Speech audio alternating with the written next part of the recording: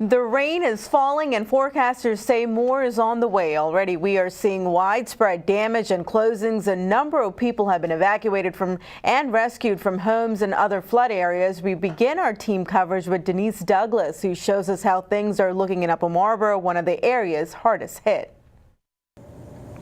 Wow, it's pretty much all you can say when you see all of this water on 301 near Marlboro Pike. I'll show you right here that this area is almost up to my knees.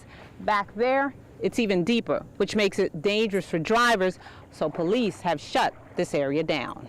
I can't believe it. Patricia Bass can't believe her eyes. Her backyard and car are completely covered with water. I know the back bedroom's messed up, but I'll have to replace all that stuff anyway. So, I mean, the rug and everything's all destroyed, and my kitchen floor is all bad. She and several neighbors here on Marlboro Pike have been evacuated. Further down, emergency crews use rescue crafts to get people out of some of the businesses that are flooded. About a dozen homes were checked with families removed by firefighters and brought to high water. I understand the Red Cross is in the area and they will be assisting those displaced. Over the past few days, heavy rain has drenched the area, hitting parts of Upper Marlboro particularly hard. These trucks can be barely seen. And take a look at this. Route 301 close to Marlboro Pike looked like a river. Dozens of drivers were detoured. I don't know. I'm putting in the GPS now, and I'm going to go back that way and see if they'll let me through that way through Upper Marlboro. You'll want to use your GPS too to find another route, since it will take a few days for things to get back to normal. Mother Nature made it, and Mother Nature's got to get rid of it. So we have to wait for the waters to recede before we can reopen it. And Mother Nature isn't done with us yet. We're expected to get more rain tomorrow, but it will begin tapering off over the weekend, which is some good news. I'm Denise Douglas, CTV News. Wow, some amazing pictures there. Now, the high water prompted a number of road closures throughout the county, including areas surrounding busy downtown Upper Marlboro. Our Natalie Wilson has that story. Well, this sign says it all. If you were thinking you were going to wake up this morning, head out and get to work on time, you're probably one of thousands of people who were in for a rude awakening. But let me show you why. We're on Buck Lane in Upper Marlboro. This is just off 202, one of the main arteries to get to downtown Upper Marlboro, where the county courthouse is, as well as the county administration building. But because there were so many road closures just outside of that downtown artery, those employees got a day off of work today. And the big question is now, what's going to happen tomorrow? Closures, closures, and more closures. One by one, drivers are turned away from Upper Marlboro near Route 202 because of the seemingly never-ending roadblocks. Raouf Abdullah works at the county courthouse and has a private practice on Main Street, but the closest he could get to it was on foot. I can't get down there to check on what's going on because the flood is much worse than I had envisioned. I mean, when I looked there where Route 202 here meets Main Street, it's been turned into a lake. I mean, it's an extraordinary. I have never seen the flooding this bad before. More than 24 Prince George's roads remain closed, ranging from White House Road on 202 to parts of Bowie, forcing public safety leaders to open the Emergency Operations Center. And my concern is, obviously the citizens got up to go to work this morning. Again, my concern is when they come home. I want them to know that the government is still working and being prepared to handle the situation. Leaders are keeping a close eye on the roads, including the ones around the county courthouse and county administration building, but are holding off on deciding if employees will make it back to work tomorrow. It's flooded on the lower level, probably about 4 feet of water. We're concerned about that because of electricity, the computers, and those kind of things. So we're assessing the damage of the lower level right now, and we're going to see what we can do about opening tomorrow. There's no commitment that we're going to be able to open the CAB tomorrow.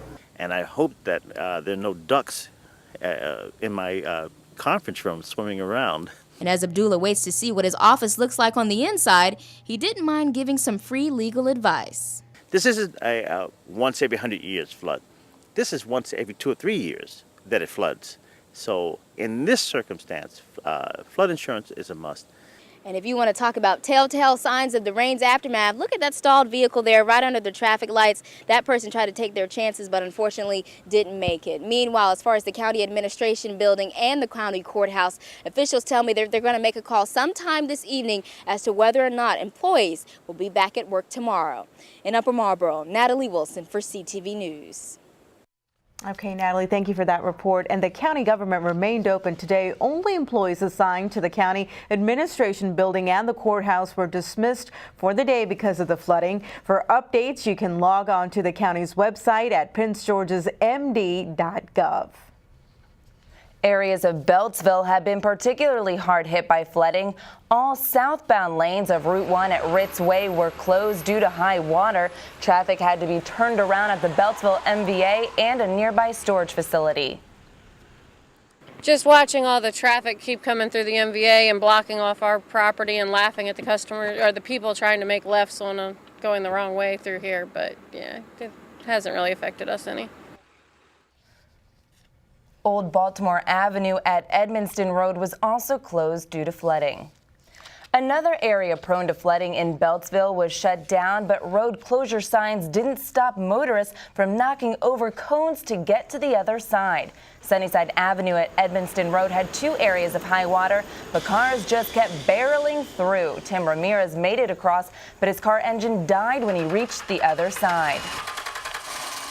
Actually, when I came, the sign wasn't clear, so after I passed through, that's when they brought the sign. So it wasn't clear that it was closed and you tried to make it through? Yeah.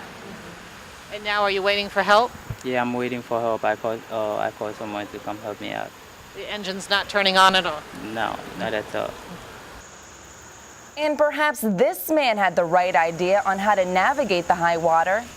Yeah, it's definitely a better way, and I can assess how deep the water is, and it's not a problem biking through it. Is this something you usually do? Yeah, I usually commute to work. Yesterday I drove, and it was a nightmare trying to get home. All the roads were closed, so I said, there's no way I'm just going to get wet tomorrow.